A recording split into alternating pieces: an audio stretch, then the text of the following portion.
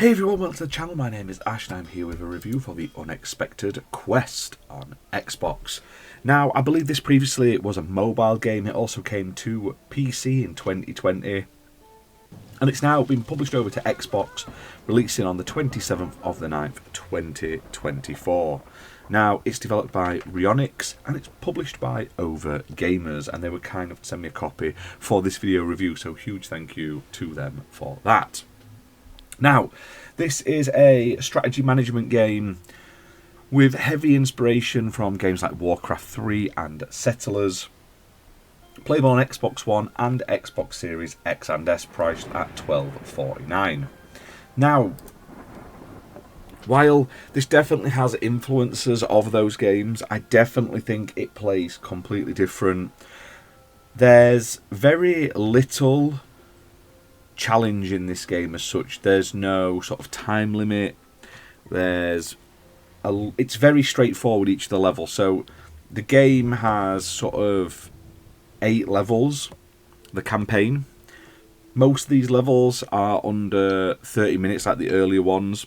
Then they'll boost up to sort of like 1 to 1.5 hours, and then the last level really drops back down again. The game itself has a campaign mode, and it also has a sort of your own settings mode as well. And I will say that the story does end on a cliffhanger, which is always a bit annoying. Like, it setting up for a potential sequel, but I don't know if there's ever going to be one. Now, graphically, I do like the look of this game. It definitely reminds me of the old Warcraft games on PC, the big chunky graphics, bright and colourful, which is nice.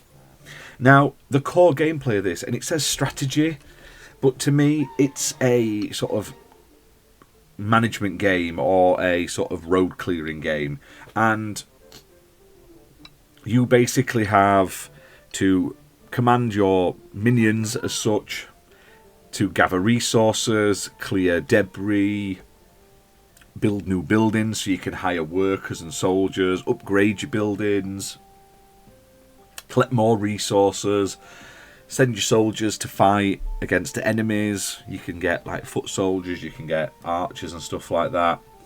And early on, there's not a lot of strategy. It's very much straightforward. You follow the path, you get to the end. Some of the sort of mid-game levels are quite long. There's a lot more to them, and you can tackle them in a few different ways. But a lot of it is making sure you've got the right resources built up in order to progress to clear areas to build certain things. Now, you can also upgrade your characters and stuff like that. So your soldiers, you can upgrade their armor and the weapons and stuff. The combat is probably the worst bit about it, because you build them and you sort of send them out one after the other, and they'll just fight one at a time. So, like, you can't have like four soldiers go up against one enemy. They'll just go one after the other till one dies, and the next one goes in, and then the next one goes in, and stuff like that. Now, you do get potions that you can heal up your injured units with and stuff like that. There's also sort of, I don't want to say collectibles, but you pick things up while you're in a level, and you can use them like special abilities. Maybe they'll sort of replenish resources and stuff like that. Overall, the game's not bad. It's fun. It's not going to take you forever. You're looking at between like sort of 5 to 10 hours to get through the game. Now, there is like a star system for the levels, I believe. So there's a bit of replayability there to go back, maybe try it on a harder difficulty, make sure you've got everything, get the best score and stuff. But it's not like an RTS game. It's not Warcraft 3 or Settlers.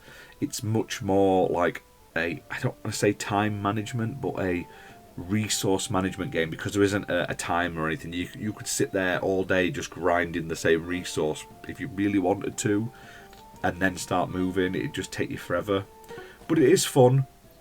Like I say, it starts off slow, very straightforward, paint by numbers, gets better, but then it ends on like a damp squid of an ending, unfortunately.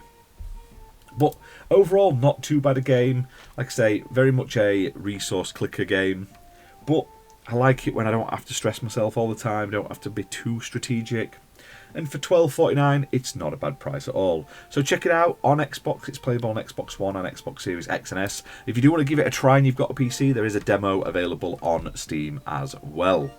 So hit that like button, guys, hit subscribe, and I'll see you soon for more gaming content. Thanks for watching.